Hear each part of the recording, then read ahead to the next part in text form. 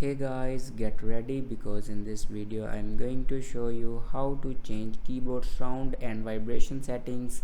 in Xiaomi 15s Pro. So watch this video carefully and follow every step